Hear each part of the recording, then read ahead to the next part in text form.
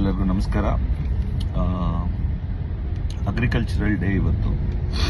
Especially India consider ಮಾಡಿದ್ರೆ full farmers ಇರೋ ದೇಶ. ನಮ್ಮ ಡಿಪೆಂಡೆನ್ಸಿ ಆನ್ ಅಗ್ರಿಕಲ್ಚರ್ ಜಾಸ್ತಿ ಇದೆ.